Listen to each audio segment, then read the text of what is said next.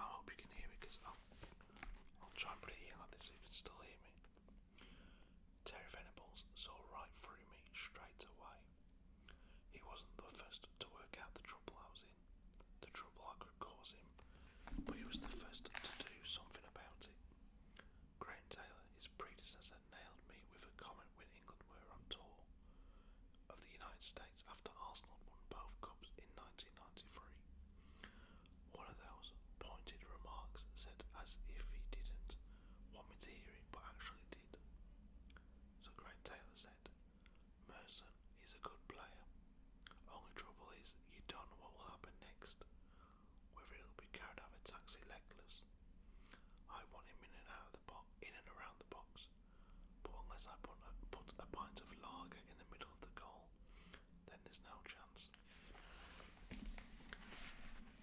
I'm trying to so you can actually hear me.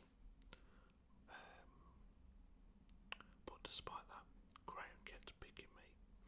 Terry took one hard look at me when he became England coach in 1994 and bombed me out of the squad. I was called up for Terry's second and third games, friendlies against Greece and Norway in May '94.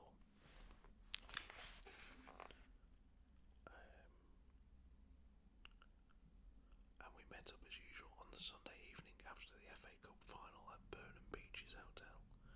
But then we'd park up, check in and head for the bar to catch up with the lads, have a few drinks and then go to bed.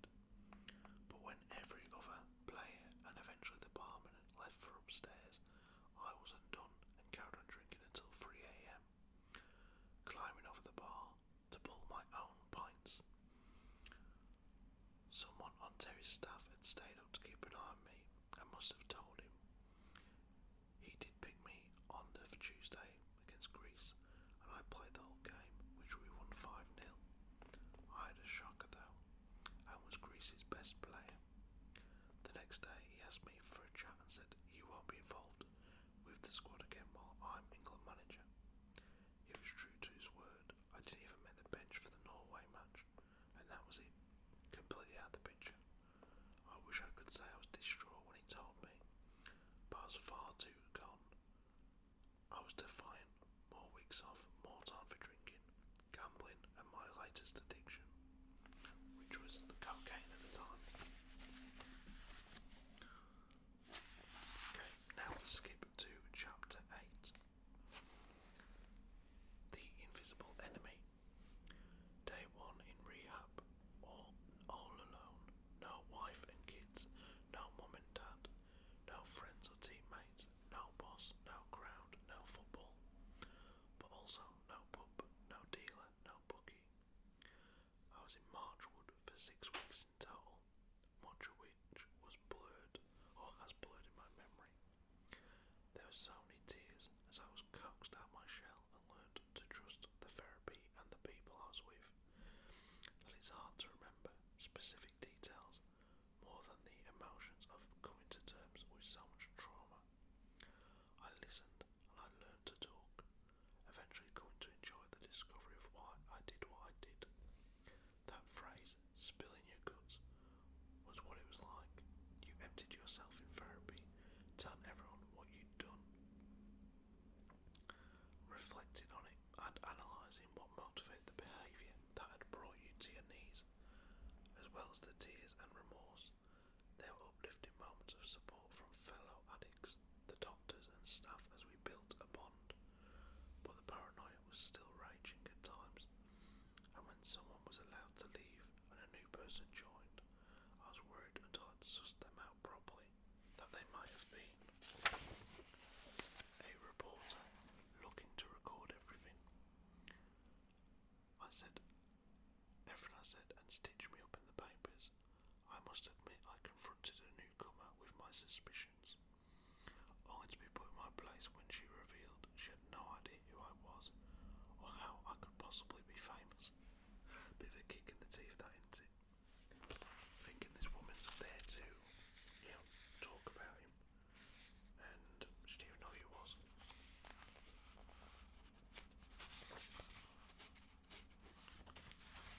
Let's find another little bit.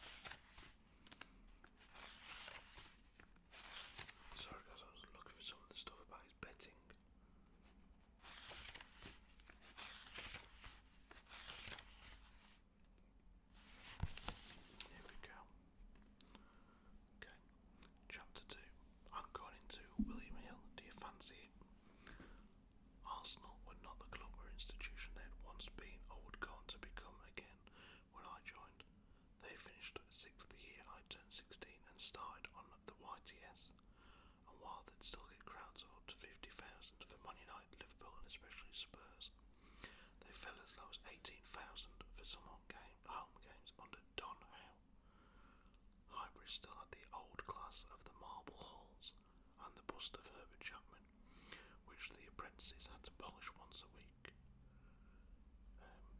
Arsenal had won only the FA Cup in 13 years since the 1971 double, and despite some top signings, we were a million miles behind Liverpool, who dominated the league in the 80s.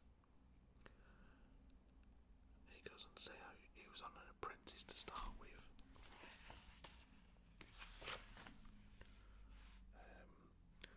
We'd pick up all the dirty kids off the floor afterwards. That's after the first team had come in from training. Stick it into laundry bags, put it back on the bus, have lunch, do our set of senior players' boots. How grateful you were to get a good pro who might get you a free pair from his sponsor if you did a decent job, or a £50 Christmas bonus when your weekly wage was 25 quid. Then return to Highbury to hand it all over to the kit man. On Fridays we'd get back to Highbury earlier and set up the ground for the match. There used to be 2 massive communal baths in the dressing rooms, and we had to scrub them and rinse them until they were spotless, and then do the individual little baths, all the toilets, and hose down all the walls and floors. Pat Rice would come round and inspect everything, running his index finger along the benches and cisterns just to make sure. We'd get a bollocking if it wasn't perfect. He'd make us do it all over again and stay until he was happy. At other times we would have to sweep the snow off the north bank, paint the crash barriers, help the groundsman pick up the litter. I just need to swap the microphone, guys, because this battery's about to go. Bear with. Ideally, I should have highlighted some pages or some paragraphs to read to you. I apologise for that. But yeah, the book overall, if you're a football fan, I would recommend it because he is, I think he's a legend of the Premier League, in my opinion, Paul Merson. In his Premier League career, he played for various clubs. He was at Arsenal, Middlesbrough, Aston Villa, Portsmouth, but he didn't play in the Premier League with Portsmouth. He got promoted with them and then left because he didn't feel he'd be able to perform in the Premier League with Portsmouth at the age he was. So he was going to go to West Brom, but they couldn't afford, they refused to pay his wages or something or other. So he ended up at, where did he end up at now? Walsall. And then he became the player manager. And then he got the sack from there. And within a few weeks they was trying to bring him back. But yeah, he's had a hell of a career. I really enjoyed the book. If you're after a pure footballing autobiography, that's not the one for you. I've got to be honest. There's a review, this is anyway. I enjoyed it because I liked reading about his life and his addictions, etc. I've read 2 of Tony Adams' books as well. He's released 2 over the years, and I've read both of those, and they talk a lot about his addictions and stuff, and I found it quite interesting. Just to hear how an addict thinks. Like, I've got into gambling for the last year, but I cannot comprehend the money that he was spending. Like, he would sit there on a bus with his friends, like his teammates. They'd all put 20 quid in a kitty. This was like back in the early 90s. And they would gamble on what colour car would go past their coach next. Would it be a red car, a blue car, black car, white car, whatever. The one who got the correct pick won the bet. And they were just throwing away 20 quid at a time doing that. Him and his mate, I mean, this is bonkers. I can't remember the exact amount he said. I think it was like 10 grand or maybe £1,000, I'm not sure. When he was Walsall manager, I think it was, and he'd have some time off in the afternoon, or he's living in Walsall, I think he might have been out of work at that point. He would ring his friend, say, put deal or no deal on the television, and they'd both agree on like a set price of like £1,000 or whatever it was, and they'd pick a box. If you ever watch Deal or No Deal, there's lots of boxes and they all have money in there, or numbers of money, amounts of money right on the inside the box, and they would pick a box each, and the box that it was revealed had the most money in there, that person, whoever picked the highest one, would then win the bet and win like £1,000 off the other person, or however much it was. I mean, based on a TV show, that is absolutely, I can't imagine. I struggle to cope with the thought of losing a tenner on a bet. Like, that annoys me. So to hear or read about somebody putting on these size of bets is crazy, if you ask me. Well, that's the life he lived, the life of a footballer. Way too much money on in their banks, and at times too much time on their hands. I also read Keith Gillespie's book. He was another former footballer who had a serious gambling addiction. I read that about 3 or 4 years ago. That was a very good book as well. But yeah, overall the book, in terms of football content, not up there with the best, in my opinion. I've read the best, I reckon so anyway. And there are a lot better football autobiographies out there, but in terms of a book about the life of a footballer, so not so much the glamorous side, but more the when things go bad, things go wrong, I'd say it's up there with the best that I've read. That being 2 by Tony Adams, 1 by Keith Gillespie. I've read Gazza's book, I've read Maradona's book. These are the sort of players you can relate to where it's gone really bad in their careers. Yeah, I'd say it's in the top 2. The Paul Merson book. I'd also put Paul Lake in there. He did a great book. That's probably my favourite book like that. He didn't have addictions, but his career was cut very short, and he was tipped to be the best English player at the time. He played for Man City. It's called Paul Lake. He's the writer. I'm Not Really Here. That's the name of the book. It's such a good book. I actually want to find that out and give it another read at some point soon. But yeah, Paul Merson book. As an overall book, I'd say I'd give it a 6 out of 10. As a football book, probably a 5 out of 10. And if you're interested in, like I said, the downside of a footballer's life, and not always the glamorous, fun side, I'd give it an 8 out of 10. Would I recommend reading it? Yes, I would. It's just very insightful, very, very good to see what these people go through. So you're not always watching and thinking on Soccer Saturday, what are you doing, what he's on about, you know, and slagging him off like some people do. If you actually read what he's gone through in his life, it makes you appreciate the bloke a bit more and have a bit more respect for him. Yeah, I like Paul Merson and I enjoyed the book. So that is Paul Merson Hooked. I've now moved on to Jeremy Clarkson's Squiddly Diddly Farm. That's what it's called, Squiddly Diddly Farm, yeah. It's a book all about his farm that he bought a few years ago. And that'll be the next book I review. I'm flying through that at the minute. I'm really enjoying it. I watched the show on Amazon Prime about 3 or 4 months ago. Loved it. And now I'm reading the book all about it. And I'm loving that. So, take it easy guys. Hit that thumbs up.